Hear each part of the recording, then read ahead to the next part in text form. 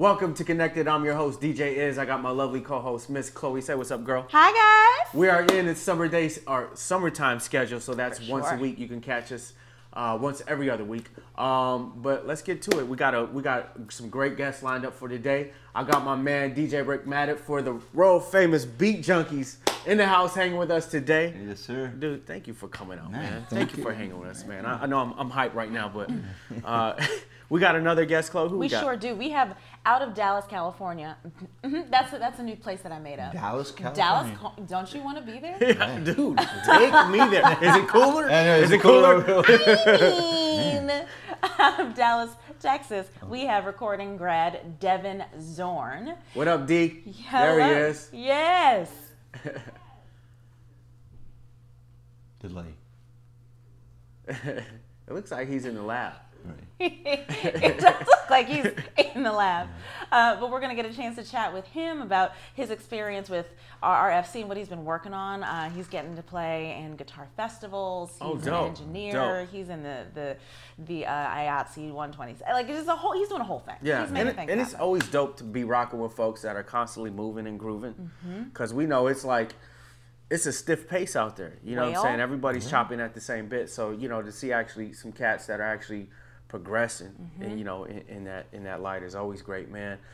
Today's a cool show for us, a great show for us. You know, being a producer, a DJ myself, and being able to sit next to a cat like this, Another legend, and just y'all. talk about the evolution of what the craft is. Man, dude, what's up, man? You've been busy. I'm busy. Not as busy as you, but I'm No, busy. man, don't even try it. Okay, they're going to fight it out on who's equally busy. They're both busy. Well, I love seeing the post because I'm so like in awe of what you guys are doing with the Institute of Sound and the Beat Junkies and the classes. And like I mentioned to you prior to the show, one of the things I love to see is you teaching these kids behind these turntables with real vinyl. Like, dude, that every time I see that, and I told Mr. Chuck, I was like, dude, that is so special how it's evolved to where it is now. Right. Was something I really wanted to talk with you about on today's show, because we get a lot of people who, you know, are aspiring DJs, aspiring musicians itself, and just to kind of understand, you know, the process on what it's been for you guys to create this massive culture and respect with what you guys have been able to do. Well, you know, it's just an honor just to actually give back to the culture now. You know, being that if a lot of people don't know, the Beat Junkies started, you know, a DJ school called the Beat Junkie Institute of Sound, and we're located in Glendale, California. So, I mean, I guess what's different from other DJ schools these days is that it's being taught by the Beat Junkies, and if people don't know who the Beat Junkies are, we're part of the golden era of the turntablism era, or battles, the DJ battles.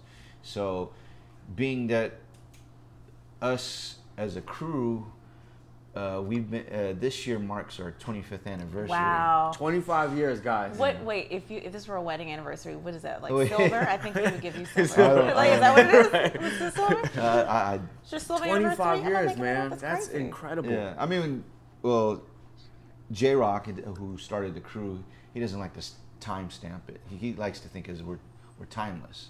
Why put a number on it? But I mean, just to think, though. yeah. So I mean, just to be well, not only that, but I think what's incredibly important is understanding the history, the longevity, but also understanding the ability to still be relevant. Exactly. Yeah. You know, is what's incredible. Yes. You know, like it's a blessing. it's a blessing. You know, it's like, blessing. you know, you run into people all the time, and it's like, okay, yeah, I understand you're excited, man, but be here more than 5 years. Try to be here more than 3 years. Yeah. And still be relevant. Yeah. Right. Yeah. I mean, if you consider relevance in terms of if you're blowing up in, you know, videos and I think relevance is longevity. Yeah. Personally. I think so too. I think as you get older, you mature about things. It's like when you're younger, of course, you want to be, you know, like, you know, I want to be known. Yeah. Right. When in reality is like, if you're able to do what you love to do as a career and still get paid doing it, regardless of what status you have, that's a blessing in itself. Absolutely. You know? Absolutely. I totally agree. You know? I totally agree. Because, you know, I look at it as like, you may be hot today, but you might not be hot tomorrow. Right. Right. But if you still able to have a career and able to pay your bills while doing what you love to do. Career. Yes. You know, and then eventually, sometimes when you least expect it, you might be hot again. Right. It's like a cycle. It is a cycle, and I think too, what also plays a huge role into longevity is how well you understand the fundamentals of what it is you do as your craft. Yes. Because I think, and this is something, you know, we got to kind of briefly go over when we ran into each other at NAMM was, you know, really understanding, you know, from a DJ aspect, you know, it's cool to be great at scratching. It's cool to be able to be great at blending records. But to be a student is kind of where that longevity kind of, you know, happens. Right. You know, I think it's in terms of being having a passion for it. Like not only just like you said, just one aspect of it is to actually know the culture, the music, everything that you grew up listening to. Like study the greats. Right. You know. And you know, like, and that's for me, because I do consider you guys the greats, and for me to be able to see, you know, just the Institute of Sound. I mean, if I was 14 or 15 and wanting to be a DJ, how great is it to go to a school where you're being taught by the people that didn't have a the school. dudes, and which kind of like is similar to what we do here with Connected and the RFC. It's like you enroll into a program, but you're being taught by people who are doing it every day in real time. Like you show up to a recording studio, you show up to a film set. That is your experience. From our generation, we didn't have this. We didn't have that. We had to make it. We didn't have no platform whatsoever. We had to figure out. There was no YouTubes. There was not even no instructional DVDs whatsoever. If we're lucky, we get, you know, if we see our heroes live at some show, you try to take that concept and like, let me try to emulate it. If not, you would have to like listen to the record or the radio and try to emulate it, and then you don't know if you do it right. You know, there was no instruction, no manual to it, no manual. Everything was just like, let me try to figure this out, and I think that sounds right. If it is, it is. If it isn't, it's like trial and error. Yeah, absolutely. So Devin seems a little quiet. What's going on with Devin? Devin, you there, man? Are you there? I'm here. I'm listening. Let's see. Okay, cool, man. It's cool. Because what you're saying with the whole YouTube thing, I think, you know, that whole thing with YouTube nowadays is kind of posed a little bit of a problem for people starting out, because they think that they have to do exactly as the YouTube video is telling them to do it right, when it used to be finding your own way was the only viable way you had to figure out what you want to do. So it's kind of put a little bit of pressure on some people with the whole, you know, how to say it, whether or not it's right or not, you know? Right. I think what plays a big role. There's a little bit more artistic beauty. You know, for some reason, you know, we have a lot of folks that kind of want the microwave. You know, instant. You know, where we're from the generation, the era where it literally took years and hours of practice, and I understand the YouTube culture, because I find myself like, when I get a piece of gear, I'll go to YouTube and let me see if somebody's else using. Okay, let me learn these effects. I get that, but it's not always my first option. My first option, if something new out of the box, I take it out and I'm just, you know, I really dive into it. You know, and I think it's one of those things that is definitely affecting the culture, is the appetite to just get it like this, right? And not. Well, I gotta, perfect. I gotta, what, man? I gotta hours. What? You know? It's just one of those things, you know. And that's where the game is at right now. And you know, I think it's something to be cautious of, especially to, you know, when we talk along the lines of longevity. I think those are the things we kind of have to talk about and allow, you know, the younger cats to understand that, you know, that's all great, but there's another side to it. You know? Well, before we dig in even deeper, I think welcome back, everybody. We should like do some. We give jobs away, as you know. We present opportunities. We do present them for people to be given jobs, but they don't just. You got to show up and do the work. Yeah, you have. At the end of the day, you got to roll up the sleeves. You got to roll up the sleeves to get in the trenches. Absolutely. But I feel like let's roll into our first grind up and then back up, and then maybe we could for people that have been living under rocks to get to know you and Devin and what y'all have been up to lately, maybe in specific. Okay. Absolutely. Cool. So before we get into these grind ops, Chloe, let's let them know what they need to have on deck. Great. I love it. We're going to need you to get your pencils, your pens, and your great attitudes. Your texting thumbs, whatever your thing is, get it. Grab it, because life is not waiting for you. Neither are we. Grind up one, please. Thank you. Mm-hmm. First grind up of the day is in the field of... What do we have? We do. I know. It's just... Nope. Just, okay, well, not yet. Great. So now, I like to get into... Oh, just kidding. Now, yet. Oh, no, now we're ready? Now we're ready. Yep.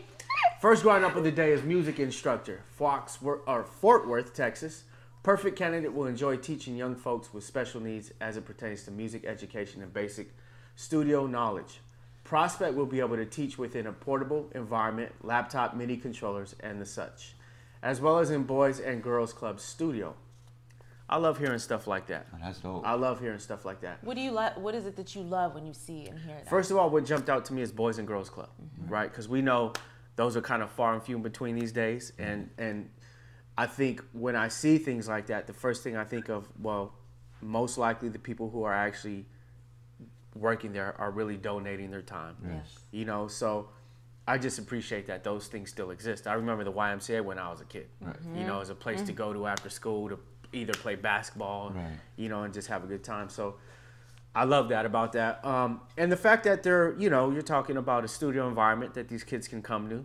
You know, it's like, for me, it's great because it's the next generation. Yeah. You know, and here we go. We got an opportunity, which lends itself to somebody who's kind of like tugging on the heartstrings to apply for this, but at least you'll be working with kids.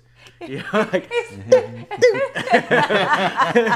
you know, so I would say anybody who's looking to apply for that gig, you know, you see what it's about. You know, it ain't about the check or any of that. It's about the love and the heart. Yeah, it's about just kind of getting in there with these kids and you know, what other great vehicle than music, you know, to be talking with these kids about and helping them work along. So that was first grind up of the day.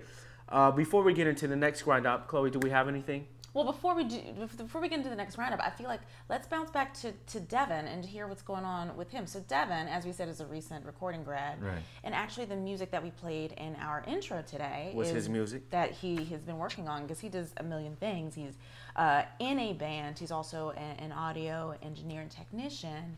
And just to get a little bit more about his experience, because, you know, what we do with Recording Connection and the jobs and the on the ground training and how that applies to him. Right. You know, so talking to the next generation. Devin, you still there? Hello. Can you hear me? What up, D? So, man, talk to me about, you know, obviously we were able to feature your music piece at the top of our show. So kind of just walk us, you know, through your day or through your time as a creator and kind of what goes into that process. And the track that we heard was from Tom Devil and the Wizard. Is that correct, Devin?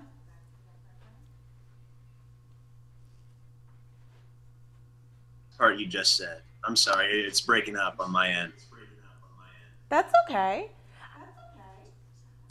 I said the track that we heard at the top was from Tom Devil and the Wizard, which is the tracks that you've been working on, or one of them, correct? Definitely. That was a great branding up.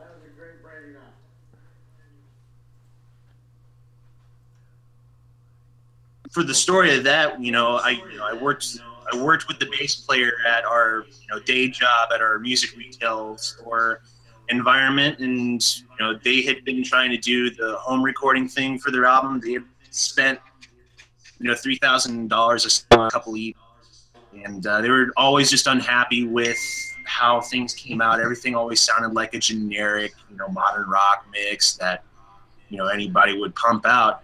So we started working together. We spent a year on this album, just recording everything that we could. We were able to bring in the drums to where my mentor Rick Rooney's class was being held at January Sound Studio, and record some stuff there, and then also get to recorded a couple other keys and mixed it all in a bedroom at his place with what we could. And now that track at the beginning is on local radio around an album right now. I just did all 12 songs for the next album, scratch tracks. So I'm really next album. And this next album, we're all going to bring it into Fort Worth. Currently is going to be my homestead for all my recording stuff around town. And we're going to make it a freaking good album, man. That's awesome. Dope. Oh my goodness. That's fantastic. So now you also have been playing, you're at the Dallas Guitar Festival from what we heard. Can you talk a little bit about that and what that experience was like for you? Please. Definitely. I've been, working at the Dallas Guitar Festival the past few years with a music retail job. This past year, I worked directly for Jimmy Wallace, the owner. During that, before I was working with him, he allowed me a spot at the show. So we put together rock.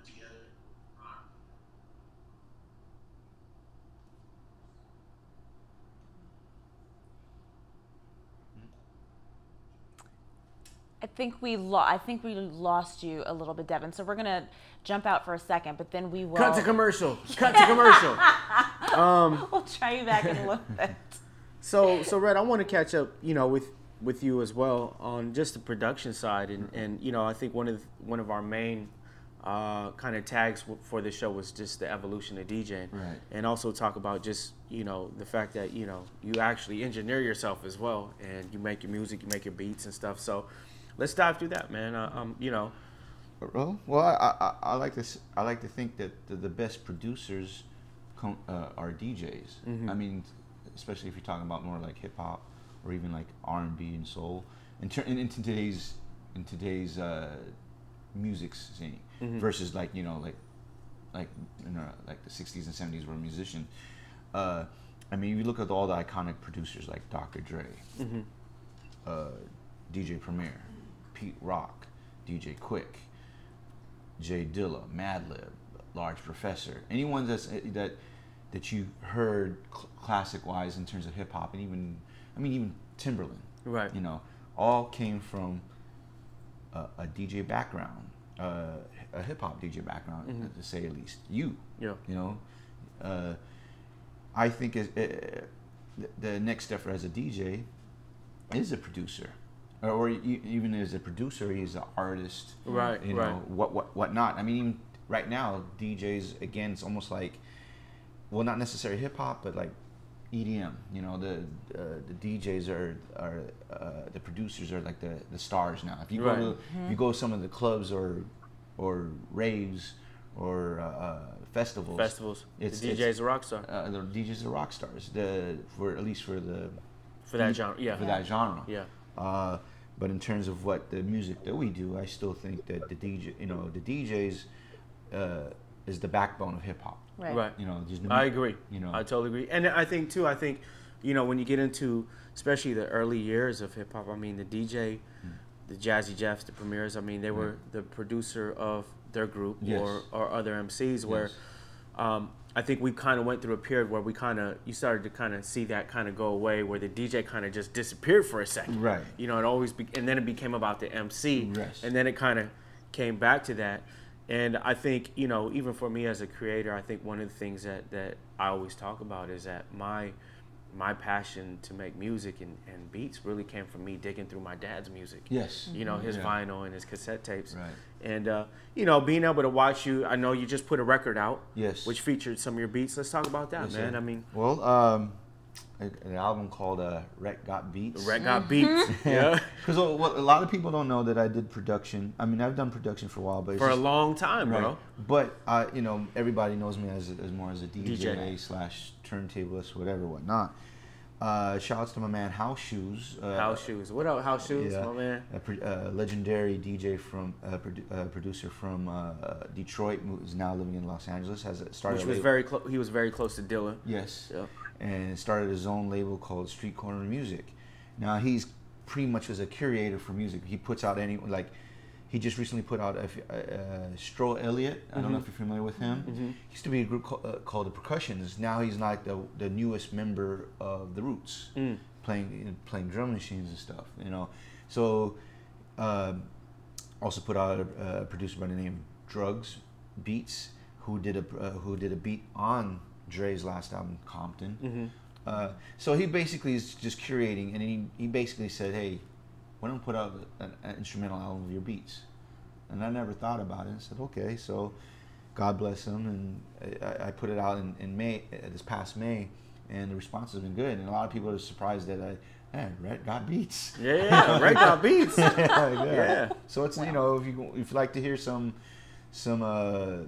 soulful boom bap beats, dark beats, whatever, whatnot, you know, check it out. You can go to iTunes. You can go to Bandcamp. Yep, Bandcamp. I'm actually got I had a limited edition cassette tapes out for a while. Wow. We're actually, I would have loved to have one of those. I mean. and then we're actually pressing up vinyl too for it. So that's dope. Yeah. Now, when you get, you know, obviously those are two different mindsets, DJ and then actually getting in the lab and creating on beats. What are some of the things that inspire you when it comes to, you know, making beats? Right. Well, I'm not gonna lie. I think any DJ and producer, they listen to whoever they were influenced by. Right. I mean, of course, from the background that we came from. I mean, we came from a thing where you don't bite. You know, you don't steal, copy. You know, because back then, if you copy someone's style, you were looked down upon. Right. I mean, in today's, it's so okay today, huh? It's okay. I mean, there's nothing wrong, I guess, you know, because it is what it is. Right. But I think if you want to be authentic, or if you want to be stand out, you have to be original. Right. Yes. You know, and that in today's age is, you know, like whatever's hot, everybody follows it. Yep. Yeah. And usually the leaders are the ones that it takes a while. The innovators takes a while for them to come out, and then when they do drop, it's like, okay, it's special. It's special. Change the game. But then that goes back to the earlier conversation about how people want things now. Right. And so it's, you lose that within that, Right. you know, that need to jump on something quick, hot. Right. It's you know, and I think you know, which is always a great conversation, especially you guys that like yourself who have been through this a couple of decades, and to still be doing it, you know, at a high level. Right.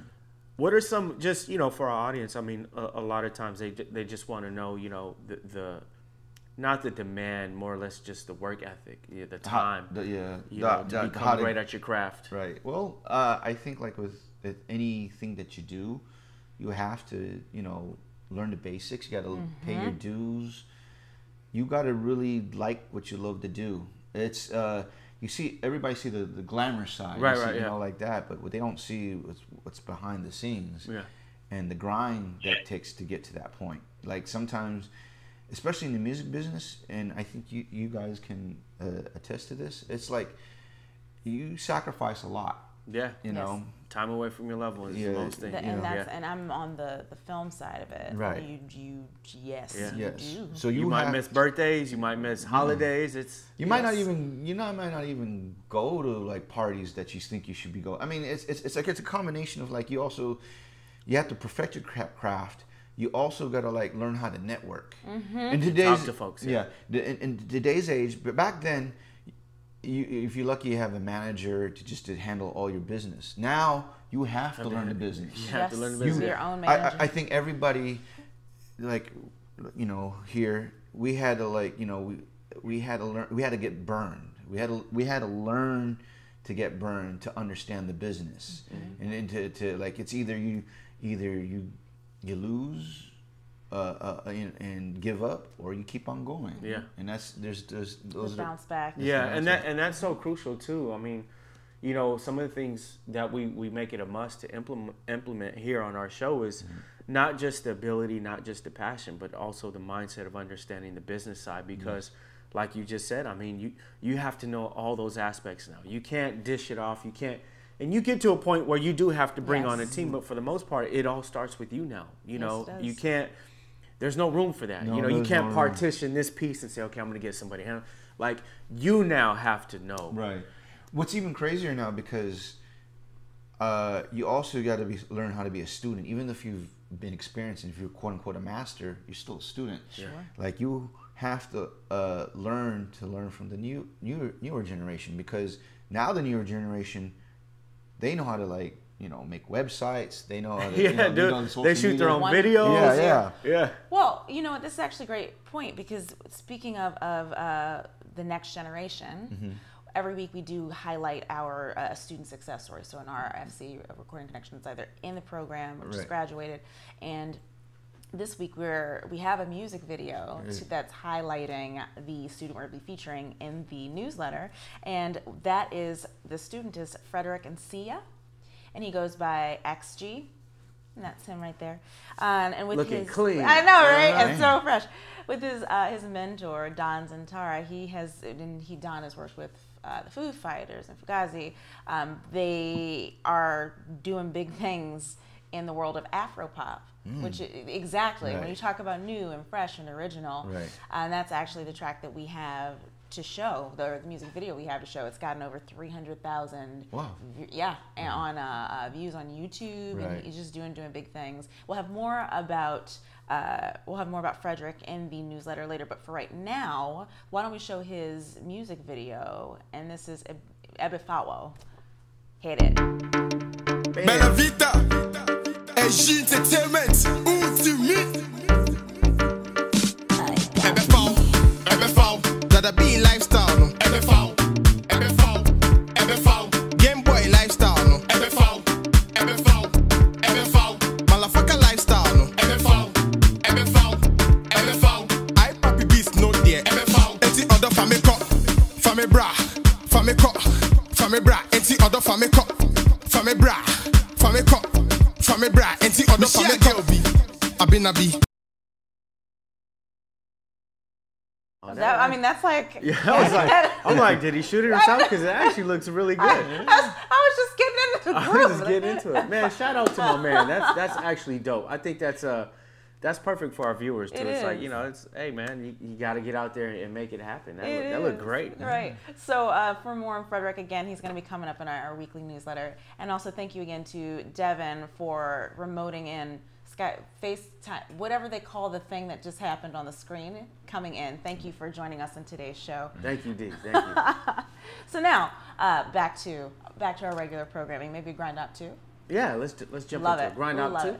Roll it, please. Grind Up 2 is in the field of audio technician. My kind of dude. Brooklyn, New York.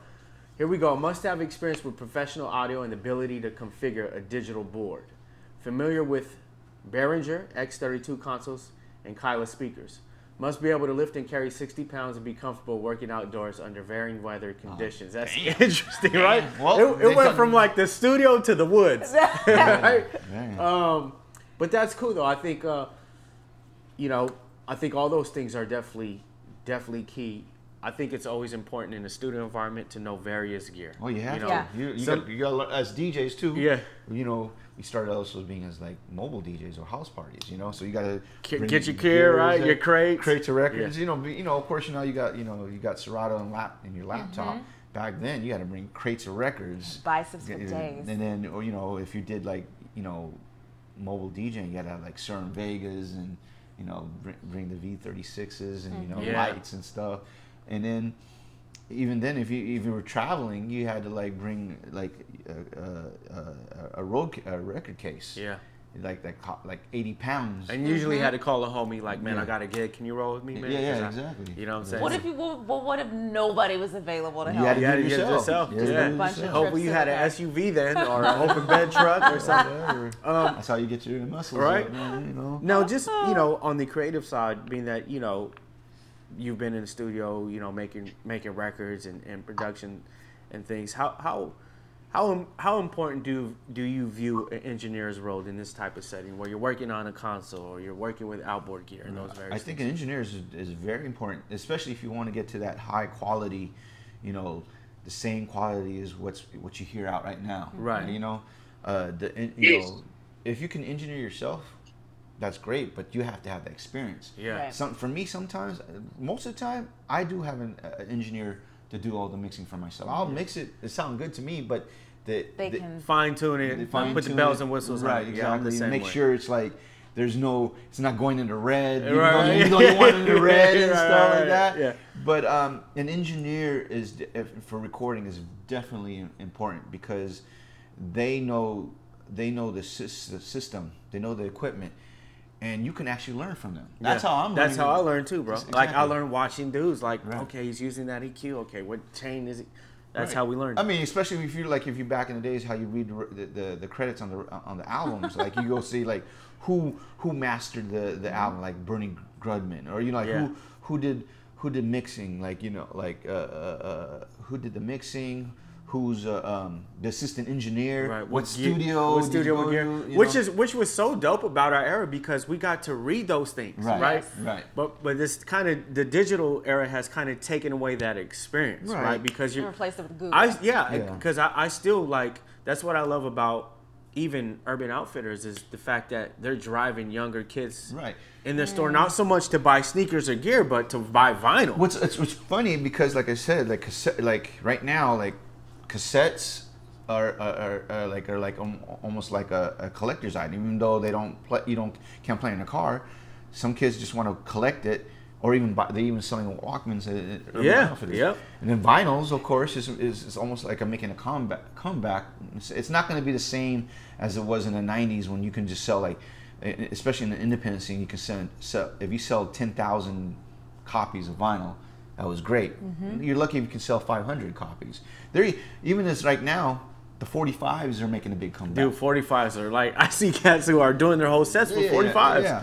But I think it's because now people are the younger generation are, they're as they're getting older, they're starting to discover older heroes, what they listen to, and so they wanted to kind of like try to emulate it, and a lot of them surprisingly say like, I wish I can grow up in that era, right?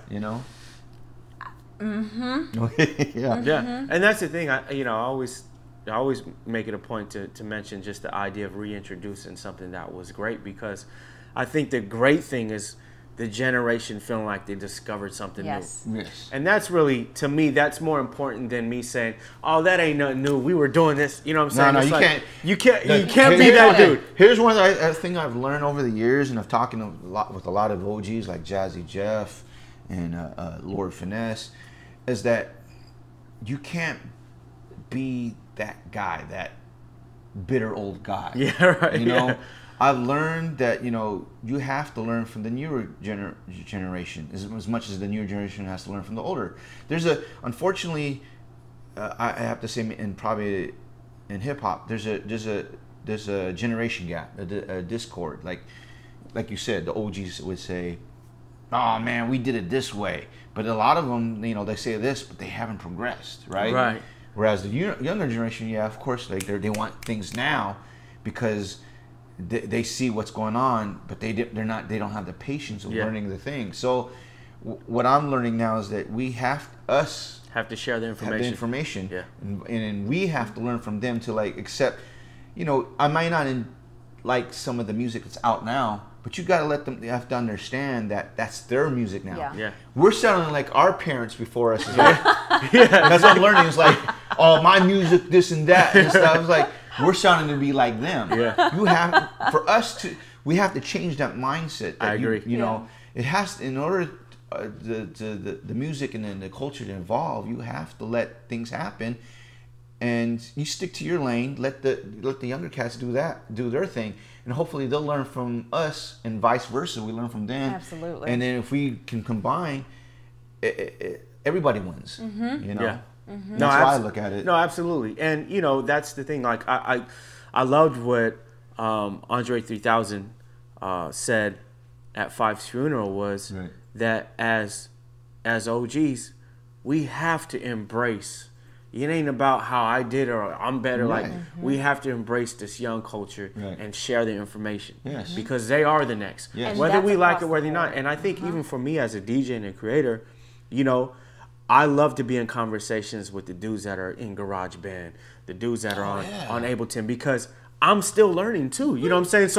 So what I do is I say, okay, let me extract everything I possibly can, and then figure out a way to make it me, and infuse it into what I've been doing. Man, you know, that's where you want to be. I'm saying, like, you know, like listening to like cats like the Selection Crew, right?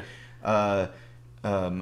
My godson Nico Beats, who's Babu's son, he makes beats. So I'm learning stuff from him, just like, you know, what they're listening to. Same thing with Originus, who's also part of Selection, but he's like a C-'s son, making great beats. Cazelle Organism, that's Mellow Man Ace's son. All the new cats that's coming out right now, like, I try to learn from them, ask them questions, and, you know, like, even though they're, you know, they're using software based, but it's like, you gotta, well, I've learned you gotta embrace new technology. Sure do. But what's lucky about us is that we infuse the experience of vintage and applying it to technology. Absolutely. You know? And what's dope too is, like, for instance, you know, DJ Melody from the Beat Junkies crew, you know, got a chance to get behind a DJ 808 controller, right? Yes. And I look at that, to me, it's like, does it surprise me? No, because you can take a guy like him can take what he does with vinyl, and now take it even further, on a controller like the DJ 808 and still just kill. Right. Well, that's a good segue, because and for our DJ school over at the Institute of Sound, we're teaching people to use vinyl first. You know, if you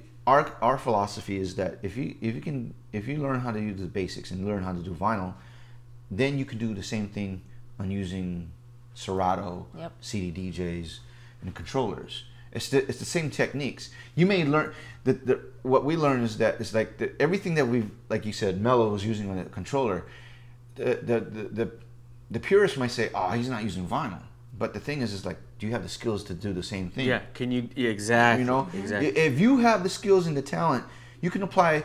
You might have to adjust to it, but you still can kill it. Can I cuss? Yeah, man. It's, you know. I've cussed on here before. My mouth is worse than his, I think. I mean, you want to fuck shit up and stuff like that. Absolutely. You were able to, it's like the same thing. If you're a drummer, you can learn how to fuck shit up on a drum machine. Yeah. If you're a bass player, a piano player, you can learn how to, you know, play things on a MIDI controller. See, and that's a great point, because I've seen it happen in real time. Right. I've seen a dude who started on controllers, was really great, and I said, "Man, try to do it on vinyl," and he couldn't, because he wasn't used to the feel, the tension. Right. But you can go from turntables and kill it, and still be able to do it on a controller, and might be able to do even more things. I think on a controller. We always say here's the thing: people say that Serato or Tractor, whatever, the killed the DJ scene. No, it's just a tool. It's just a tool, man. You know, in reality, and I hate to say it like this, it's mostly the people that are just not open-minded, that they don't, you know, like, I used to be, I hate to say, you know, I used to be in that position where I was like, man, you're not keeping it real. Until, ironically, Jazzy Jeff was the one that introduced us to Serato and saying, like, hey, you can kill this shit, dude. And it was the same thing for me, bro. Right, and it's the same. Here it is. How are you gonna tell about Jazzy Jeff, who's an OG, one of the guys who brought out the Transformer scratch, killing it like it was still using the records, but using just a digital phone. And it's like, from there on, it's like, okay, we can't say shit.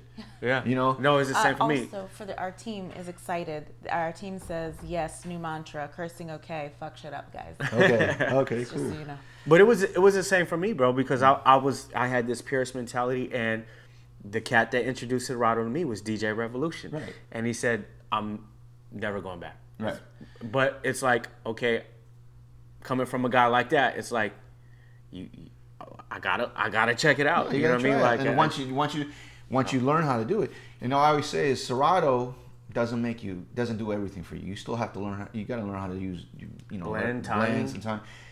If you were a whack DJ on vinyl, you using Serato will make you a decent DJ. But if you're a dope DJ on vinyl, using Serato will make you a super dope DJ. Super dope. It still comes down to, you have to have the skills and the knowledge to, you know, it's just a tool. Yeah, it's just a tool. And they say, well, most of the people that say it killed DJing, it's like, half of the people that don't even buy vinyl. Like most of them are just like keep it real. But are you still buying? Are you still digging? Even in today's standards, there are people saying, "Well, hip hop is dead." No, it's not.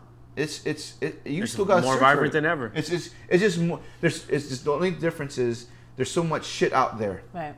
Versus back then, you had to look for it. Right. Now you still have to look for it. You just have to dig for it and figure out which one you like. Exactly. You know, it's just shifting it's just digging through. It's the same concept, still digging, except you're just doing digital.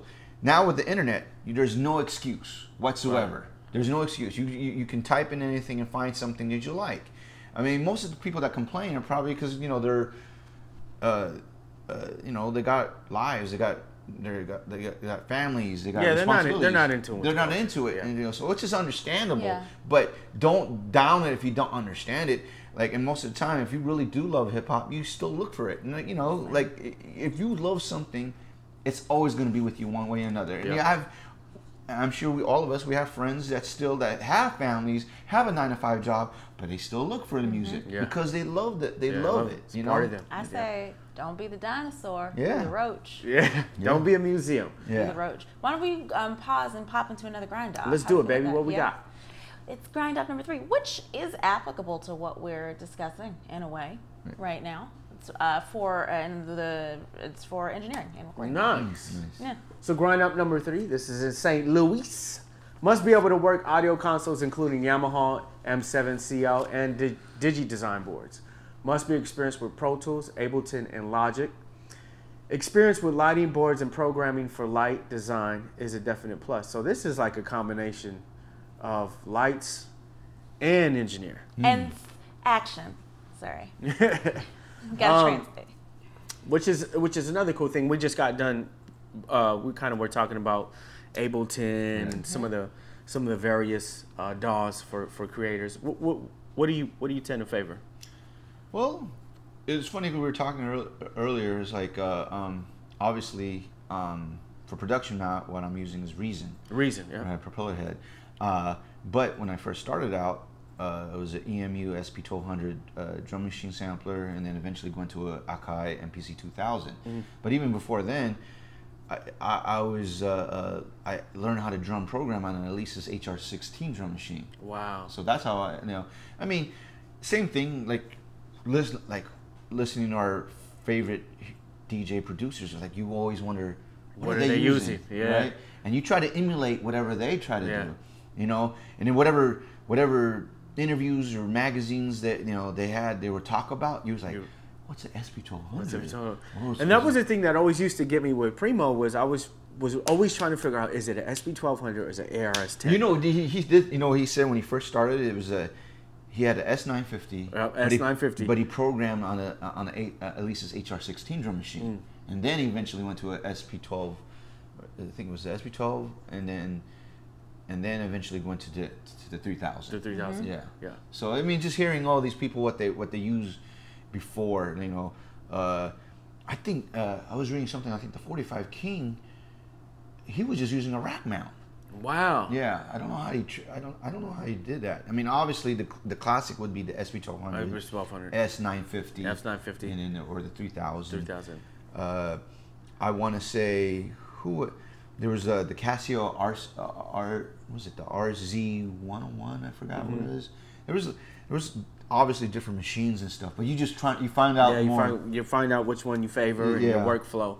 That's dope, man. I dig it. So before we get into our last 2 grind offs, let's take everybody, get your Q&A ready because it's coming. It's going to come at you hard and fast. But we also have our Facebook app, which I don't know if we even got a chance to talk to you about the Facebook app beforehand. No. You all should know the Facebook app, right? Definitely by now. One would hope. But can we roll that slide, please? This is our Facebook app. It's literally taking out the middleman and connecting the dots. It's geo-based. All you put your what your rate is, whatever you do, and it's linking artists with tech and everything behind the scenes. Yeah. I think for me the best way I can explain it is, let's say you're a guy who is on the production side, right? You make beats, you got joints just sitting. You can now connect with a dude who's maybe doing film and needs music. What allows you guys to connect instantly, figure out how far you guys are from each other, you send them your work. So it's just a great hub for creators of all sorts to connect with each other. One of the things we always say is like, you know, we do this show every Monday, considering our new summer schedule, but we can only do so much, right? So how much easier can we make it if you're really that hungry? You know, if you really want to get your Monday going, get your week set out, and really just pound the pavement and create opportunities, this is, you know, this is kind of what you need to be utilizing or add to your toolbox. Absolutely. You know? Play in that sandbox, all the colors. Let's go get it. And you know, I think for me, it's a testament to how I'm able to really just stay connected with my peers like yourself, or you know, like how you do, you know, with people in your role, Chloe. You know, and that's what's key for us. You know what I'm saying? Is just staying connected at all times, because you never know where that opportunity is going to come from. Or what opportunity will lead to another. Opportunity, networking. Absolutely. Some of the things we say too is like, what's huge for our audience is really understanding how important it is to know how to talk to people. Yes, you know, because some people are just kind of like, oh, I'm not really out. I'm not that. That's not. I had to learn the hard way. I was, because honestly, I was a pretty quiet person myself, and then the business, they'll eat you up if you don't learn how to speak up. It will eat you up. You won't get heard. You literally had to learn how to speak up. Yes. And you know, I still get tongue tied, but I had to learn how to communicate and get your point across, and also fight for what you believe in. Absolutely. Yeah. It's a transition, man, especially if it's, and that's one of the things I was talking to Mr. Chalk about when he was on our show, because, you know, a lot of times guys like yourselves at that level, you know, it's always behind the decks. Yes. And to actually come out from behind the decks and just have a conversation and allow, you know, folks to hear these stories and what it takes is so important. And it's something I was talking to Chalk about, because, you know, as much as I've been around him, we don't ever really get to just sit down and talk about some of these things, because it's always behind the decks, or, you know, he DJ'd my birthday party, and it's just, you know, to be able to put that in front of our viewers and say, okay, this is what it is. This is the work it takes. This is where you want to be in 5 to 10 years as a DJ. You know, it's just so important. Yes. You know. So let's do these last two grind ops, because the Q&A session is blowing up in your phone here. Okay. Can we please roll grind op 4, please? Grind op number 4. This is video editor. Work remotely. This is an Atlanta company in need of an editor to work remotely. Familiarity with editing quick social media style videos required. Any tips you got on this, Chloe? I mean, that's kind of... That's straightforward. Yeah, I mean, social media style videos required. That means creating things that can be metabolized with rapid speed, like a minute or less, attention spans being what they are today. But that's also, even if you didn't look at it, you just saw a still from it, it's got to be something that's going to grab your attention and make you want to see more. You know what I mean? That's a huge point. That's all I had to say about that, I think. Word 'em up. 5th grind up of the day, Chloe. I'm going to let you tackle this one down. Oh, goody. Okay. Grind up number 5 is a board operator in LA. That's here, California. Serious XM. Right? I might have to apply, man. We read our applying today. Sirius XM needs a full-time board operator, maybe assigned to more than one program. This could be a big job or a small job. I have no idea, but it's with Sirius XM. All right, Sirius. Man, sign me up. Right? Another key thing too is you know, something we haven't been able to mention. We've had jam-packed shows, but it's want to still encourage you guys to send in your resumes so we can take a look and kind of, you know, if there's any help we can offer in assistance, help you build those out so that when you go in here, you have the best foot forward and possibly knock down some of these opportunities. And that can be sent to us at connected@rrfedu.com. Boom. All right. Shall we question? Let's do it. Let me, you want to start off with the first question? Sure. Are we about to Twitter and Instagram? We're not. And so this is what I was saying to you before. I'm tweeting right now. That's right. We are not being rude. Okay. So anytime, and for those of you that are joining us, and when we look at our phones, we're talking to our team. We're tech savvy. Well, that's what's happening here. We're not actually being rude. We're paying attention. We're being green. So first question, Alpha in Tampa, Florida. How do you get started, and how did you get started in your career as a DJ? And what are the do nots? Do nots. How did I start a career? Well, I actually started around high school, so I was just DJing, just doing like house parties, you know. So ditch parties, huh? Yeah, it's okay. Not ditch parties. Not ditch parties. I've done house parties, and eventually, well, during my days coming up, you know, you were doing mobile DJing gigs. So you did, besides house parties, you know, eventually you start kind of doing like weddings, and you know, I would do those type of parties just to save up to buy the records I want to play. Yeah. You know, and then, you know, I mean, eventually I got out of it because it was, you know, that's a whole nother game in itself. I mean, right now even wedding DJs are making a lot of money. That's a whole nother market in itself. But that was something that I wasn't really into. But you know, at the time, you just, you know, you do anything you can get just to make money, put your name to do out. what you want to do. Yeah. Yep. So eventually it was just you know, the same thing. Just try to get your name out there. I was making mixtapes to put it out there. Going to any parties that like who'll let me DJ, you know, and then just going up the ranks as you get into the business, you start learning a lot more. Again, it goes back to what I was saying. You got to learn the business. Yeah. Right. You have to know who you're talking to. You have to learn how to be professional. You got to be, you know, when I mean professional, you mean not only is, you know how to talk professionally, you got to be on point. You got to be on time. You got to be, you know, whatever gig you're going to do, you do it to the best of your ability, you know. Premier has a tattoo that says the cornerstone of power is your reputation. Well, so if you word of mouth, if you do good work, people will talk about it. Right. And that's how you'll usually get work too. I'm tell you. Well, here's the other thing: you can do good work, but if you're a shitty person, people will talk about that too. Yeah, no, totally. So I think that's a great lesson too. Is if you are going to be a shitty person, have the best work. Yes. Which is, we were talking something akin to that earlier. The exact point I'm not sure, but let your work. Networking, and that whole vein of networking. And yes. If you can't talk, your work better speak for you. Right. And to add to also how to, you know, be a good, you know, do how I got into it.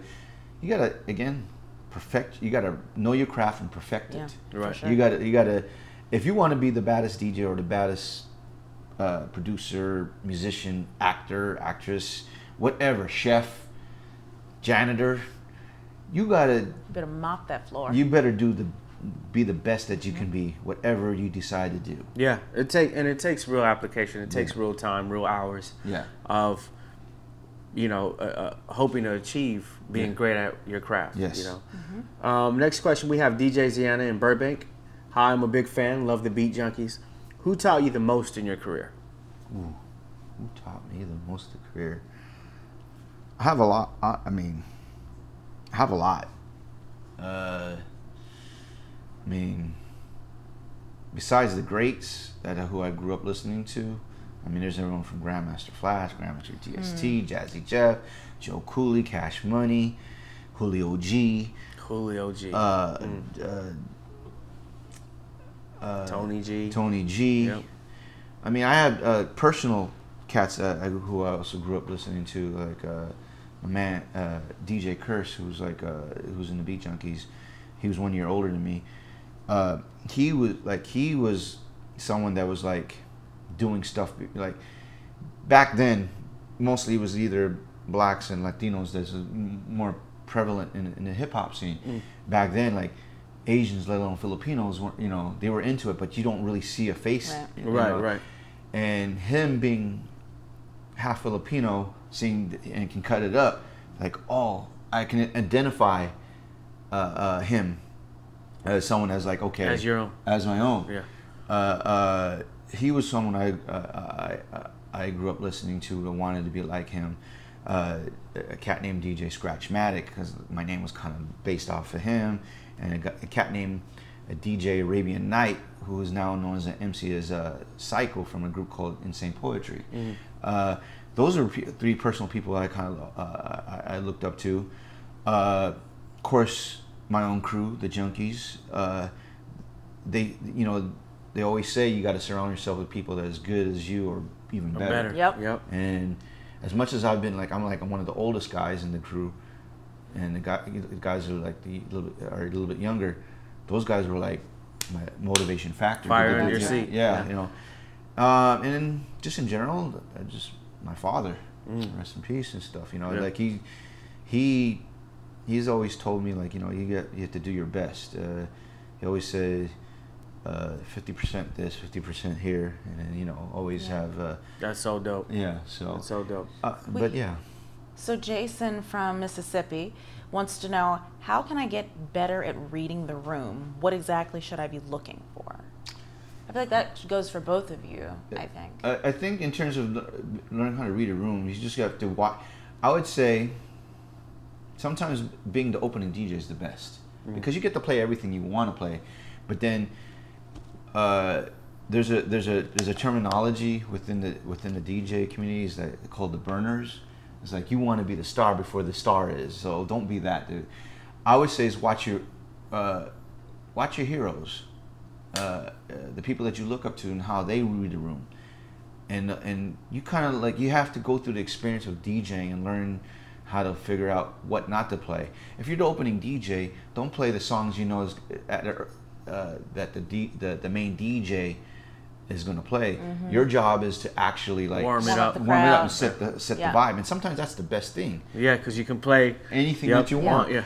And that's when you figure out, okay, the best DJs is actually knowing if you're the headliner or the opening DJ, because you can adapt to it. Right. And there's no easy other way except it's just to have experience and to learn how to read the room, except it's just go through the motions. Go through the motions. Trial and error, man. Yes. And fail probably too. Have the, you know. Here's my thing I've learned. I've been doing jiu-jitsu for 3 years, and they have a philosophy is like, there's no such thing as losing. There's only winning and learning. Right? So, I've been taking that philosophy. Well, I have my own philosophy. Is like, if you're afraid to fail, you're afraid to succeed. I've been always believe on that. So don't be afraid to fail, fall on your face, because that's the only way you're gonna learn. Right. You know, if you always want to be perfect, you will never understand the concept of like. It is so true. You know, it goes back to the whole discussion about people that are learning on vinyl versus the people that aren't. Right. And like, okay, now I know this fundamental thing, and I've got something to back it up with. Yeah. We have DePaulo in Miami. What are the names of the best DJ battles? How do you prepare? Well, obviously, the most one of the most prestigious ones is called the DMC. The DMC, Disco Mix Club. It's been since around the 80s. Some of the notable world champions is DJ A-Track. DJ Craze, who's 3-time world champion. There's also the Red Bull 3-style DJ competitions, which is like, you know, a little bit more club bass, but still skills wise. Those are the most prestigious ones. There's other battles there, but those are the most prestigious. I think the only way, same thing, how you prepare for it, you gotta like watch the battles and study your heroes, study your opponents, break it down, figure out what to do. I would say a lot of it also is like how to inject your own style into it, your own personality, because that's the only way how some of the greats are. It's like you learn all the techniques, but you have to you still have to figure out what separates that person from that person. Right. It's the style. It's like even saying as a producer, like you and your brother, how you guys make music. You develop your own style is by putting your own personality. Of course, you take all your influence, but you also put what makes who you are into the music, and that's why it makes what your guys' production is as is. Yeah. So no doubt. So we have a question this is Kenzie from Detroit, Michigan. Beat Junkies team routines look dope. How long does it take you guys to get your set straight? Man. Ironically, it's like, for those who don't know, we use turntables as a musical instrument. So basically, we play the turntables like one of us does the drums. Yeah. One of us is a guitar player. One is the lead vocal. One's as a horn section. These dudes are masters, man. So it's the same. The way how we do it, like it's the same thing as a musician would do, except we're just using vinyl. Right. And the turntables. Get a routine together. Yeah. Yep. We take any sound and we manipulate it. We manipulate the way we are, and it's the same. It's the same thing as a band. We to make a routine, we just jam. Right. And we find a section. It's like, oh, this section's good. That part. Yep. And then let's build upon that one. Yes. And then build upon. Okay, what can we do? Let's jam. Let's add this one to this one. And I think it's the same thing as a musician when they jam, they do the same thing. Or or as a producer, you find a groove, you find that one and build upon it, and you build upon that. And that's how we did it. Yeah, and that's such a huge factor, because there's a super huge dynamic, which is the producing factor, in understanding that type of mindset. And I remember having this conversation years ago with a gentleman at Newmark, and this was before controllers came, and I said, how dope would it be to have, MPC pads on a device that allowed you to somehow manipulate certain sounds? Because the first thing when I got Serato, what I wanted to do is I made kicks and snares my cue points, right?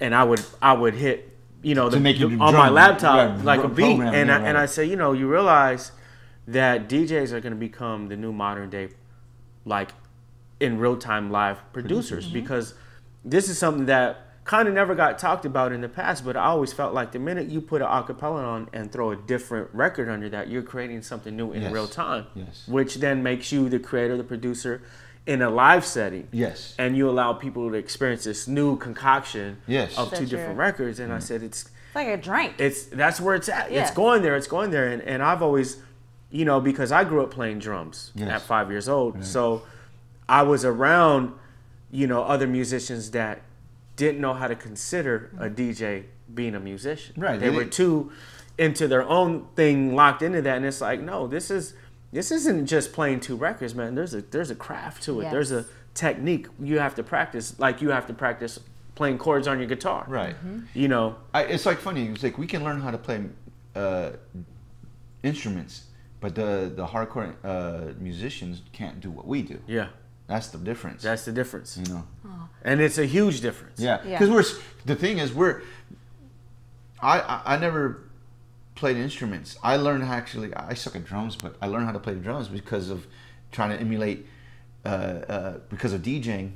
I try to the grooves, the grooves and stuff, and just because of that, okay, I get it now. You do boom, boom like that, and it actually helped your time. Like that was a great thing with being a drummer transitioning to DJs, because I understood time. I understand turnarounds, 8 bars, 4 bars, 2 bars. And it goes back to what we're saying is like learning your craft, learning the music, studying the greats. How do you I want to transitioning into producers, I want to learn how to do that. Well, this is what you have to learn. I know that's right. Yeah. Wait, last question. Chloe from Los Angeles, California wants to know, when can Iz and I come and visit the institute?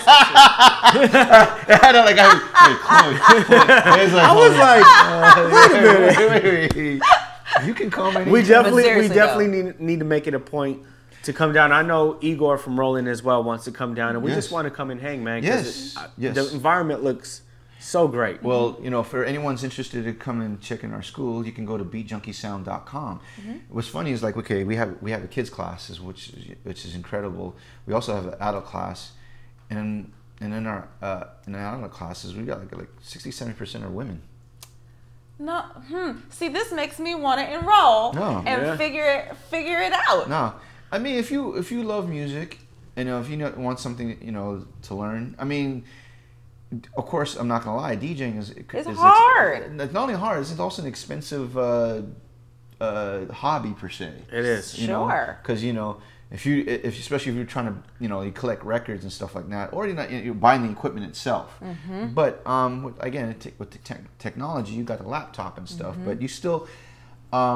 No, I want vinyl, baby. Okay. If I'm gonna learn it, I'm gonna learn it right. And which leads me to my own personal question, right? Because I want to know how you feel about this. Now, there was a time where, you know, Techniques, which is pretty much the monumental turntable for DJs. Yes. There was a time where, you know, Techniques closed down the shop. Yes. Panasonic then acquired the blueprints and everything. Yes. And I remember sitting down with Panasonic a couple years ago, and my whole thing was I was telling them, like, yo, this was probably about 8 or 7 years ago. I said, look, vinyl is coming. It's coming. You need to put a Techniques out. And Panasonic was like, yeah. So then a couple years go by, Best Buy selling a shitload of vinyl. Or you see what our Urban Outfitters does, and they decide to put out a Techniques turntable. Yeah, they put that Techniques turntable is $5,000. Yeah, it's a 1200. It's a 1200.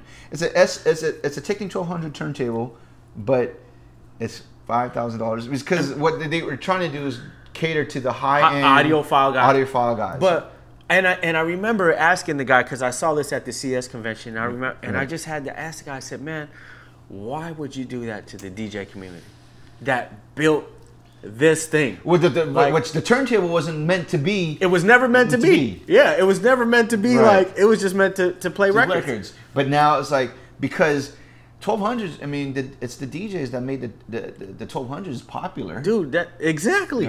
Like, built it. Right. I don't know. I guess to answer your question, how I feel about that, it's very sad. It's very sad. Man. It broke my heart, bro. I gotta be honest. I was so upset that day. I could not believe it. But I mean, thank goodness there's other companies like, you know, Pioneer. I love the Pioneer turntable. Pioneer. There's Reloop. There's Mixar. I mean, there's other companies that are coming up with, you know. I mean, I'm not gonna lie. 1200 is still the best, but because Techniques is not willing to cater to that market, you got other companies that's willing to step up. You know, so that's how you got an incredible company like Roland, who has a dope DJ 808. Yes. You got shout out to Roland. Shout out to DJ Disc Drive. Also, shout out to the fact that back on the job front and giving it back, we do have 6 additional jobs on our website. We stay busy here, right? We're handing out opportunities. You're like Jamaicans. Wait on. Yeah, man. So we have in the field of culinary, cook for a gourmet food truck. Yes, and that's in LA. In film, we have a freelance filmmaker / videographer in New York, New York. In Raleigh, North Carolina, we have radio, we have on-air talent. Also in radio, but here in our backyard, Burbank, California, that of a board operator. And in Inglewood, California, number 10 is a culinary cook. Nice. Again, these are not jobs that are available everywhere. They are jobs that are available only to our RFC folk and community. That is the graphic right there, connected / latest. And also, to wrap it on up, we do want to highlight our recent grads this week. Nice. Because the fact of the matter is, every single week there are students that are beginning their journeys that need to be noted. So this is what we have for this week. Congratulations to all of our recent grads. So besides learning one-on-one, they're going to be out in the world and making it happen. Nice. And really, like this, you know, the basis of this show and what we do here is really about that. You know, that next chapter, taking what you've learned and getting out there, giving back to the community. Yeah, and making it happen. You know, it's like that's what this thing is built on: opportunity and the application. Right. You know, putting in the work. So definitely, man. Well, dude, thank you so much. Man, thank you. We're definitely gonna come and hang out with you guys, man. And dude, it's so dope to see that many turntables and vinyl, and everybody's just. And I watch the videos. They're like, zip. Oh yeah. Zip. We can teach you how to do the baby scratch. Baby scratch, yeah. Do you know? Yes. Yeah. And you know, for me, it's an honor to have to have you on, Red. I mean, we've been trying to make it for a minute, and you know, I've been a huge fan of the Beat Junkies and what you guys represent within the culture. I'm a big fan of you and your brother. And I always tell these guys, like, you guys are like my heroes, man. Like I watch you guys. Dude, did you know this guy scratched on Raphael Sadiq's album, Instant Vintage, man? But dude, I used to come to Fat Beats, and it's so dope to go to a vinyl shop and to see like your heroes just, you know, hanging out, man, behind the counter, like you know, seeing, and I used to love buying, like, that's where I would sample all my records, bro. I get like, well, you know, it's like being a DJ is like you got, it goes back to what we're saying. It's like you got to do anything that's in your field. Go find something that's connected. As a DJ working at a record store, it makes sense. Yeah. You can still able to buy records. Well, okay, whatever money I made from selling records, I'm buying it again. Yeah. And then that's like, you know, get the newest. You got to get the newest music. And you guys have just always been in tune with the culture, and you still continue to push the culture forward, especially with the education that you guys are doing. And that's, you know, that's so great to see. You know, I mean, you look at a lot of these programs being pulled out of schools, and there's no budget for it, you know, and so see you guys collectively come together and, you know, offer that is really dope, man. So congratulations to you guys, man, and thank you again for hanging us out. Yes, sir. Shout out to Roland for allowing us to kick our feet up and hang out. Big ups to Roland. Big ups to Roland, Can my man. Can that TR-808 machine for yo, can he get a shirt? Can he get a shirt? And also shout out to Devin Zorn. Yeah, shout out to Devin Zorn, Dallas. definitely. And shout out to our connected team who make this possible. Mike, Leah, Howie, amazing. Stephen. Yeah, I mean, Jimmy. We got a squad. Brian. And we look forward to seeing you not next week, but the week after. This is our new summer schedule. So, you know, I mean, we can find some time to, you know, do something with our free time that we do have, you know, like go fishing. Free time. But thank you guys for tuning in. I hope this has been a great informational show for you. And we look forward to seeing you on the next one. Yeah, roll those slide graphics or those social media slides. Take us on out, Chloe. Social media slides. Social media slides. There we go. That's how you find us. That's who we are. Next slide, please. Next slide, please. Look at that, making it happen. Screenshot it. And taking us out again will be music produced by Devin Zorn. Enjoy. Peace.